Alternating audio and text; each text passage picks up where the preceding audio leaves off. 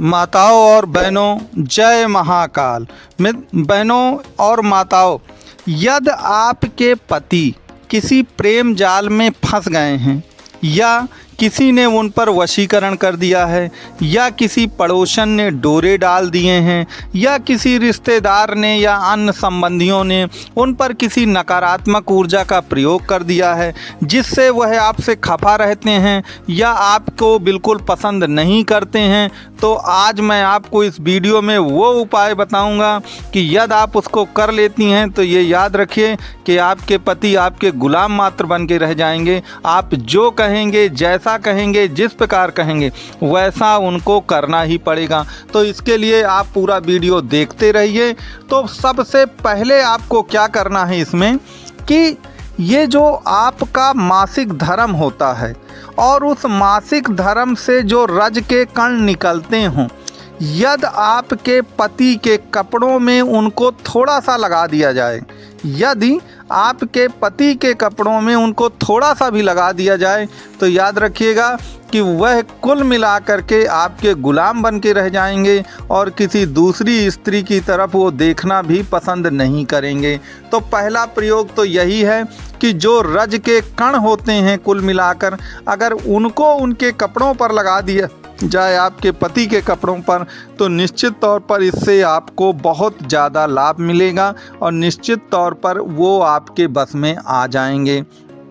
दूसरा जो एक प्रयोग है कि अगर किसी के पति किसी से रूठ गए हैं, रूठ क्या गए हैं, वो उसको एक प्रकार से छोड़ के ही चले गए मान लीजिए, तो इसके लिए जो ज्योतिष में भी बताया गया है कि आपको कुल मिला के दुर्गा सप्तशती का पाठ करना चाहिए। जो भी माताएं बहनों को लगता है कि उनके पति किसी प्रेम जाल में फंस गए हैं, किसी ने माया मोह में, किसी सुंदरी ने उनको फंसा लिया है, तो आप एक काम करिए कि कुल मिलाकर इसके लिए आप दुर्गा सप्तशती का पाठ करिए। तीसरा उस पर प्रयोग ये है कि आप 3-4 इलायची लीजिए और उन इलायचियों को एक काले कपड़े में बांध करके रख दीजिए। कहाँ पर? अपने मंदिर के पास में। और उनको क्या करिए कि सुबह जब चाय पीनी हो तो उन्हीं इलायचियों को पीस करके उस चाय में डाला जाए जिस चाय को आपके पतिदेव को पीना है। अगर आप ये प्रयोग भी करती हैं तो निश्चित तौर पर इससे आपको लाभ मिलेगा। चौथी चीज़ आप ये कर सकती हैं कुल मिलाकर कि अगर आपके पास आपके पति की कुंडली हो या आपकी कुंडली हो जिसमें आपको अपना डेट ऑफ बर्थ और बर्थ टाइम मालूम हो, तो कुंडली का 7वां भाव देखिए और 7वां भाव के सिवा कुंडली का 12वां भाव देखिए, क्योंकि 12वां भाव जो होता है वो काम सुख का होता है। और यदि मंगल और शुक्र जो हैं वह कुंडली में एक साथ हो गए तो व्यक्ति बहुत कामुक प्रवृत्ति का होता है और वो अनैतिक पथ पर चल देता है अपनी स्त्री को छोड़ करके।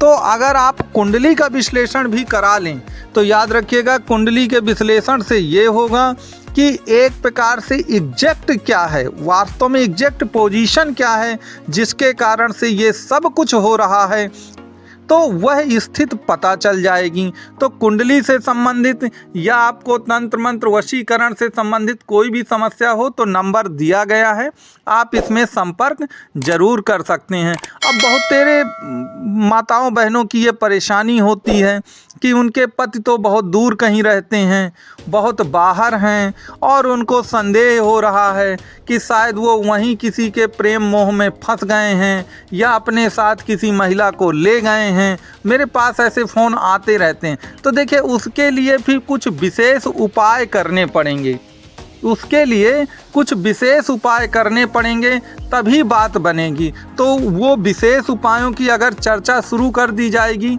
तो फिर वीडियो की लेंथ बहुत ज़्यादा बढ़ जाती हैं, तो वो किसी और वीडियो में देखेंगे। या अगर आपको उससे संबंधित कुछ भी शंका संदेह है तो नंबर दिया गया है, आप इस नंबर पे ज़रूर संपर्क कर सकते हैं। इसके सिवा आप 1-2 उपाय और कर सकते हैं। एक आप नारियल लीजिए और नारियल में लाल सिंदूर से अपने पति का जो नाम है वो लिख दीजिए। अगर आपको ये मालूम है कि जिस लड़की के साथ उनका अफेयर है उसका नाम क्या है तो उसका नाम भी लिख दीजिए, अगर नाम मालूम है। लेकिन तो और उस नारियल को किसी बहते हुए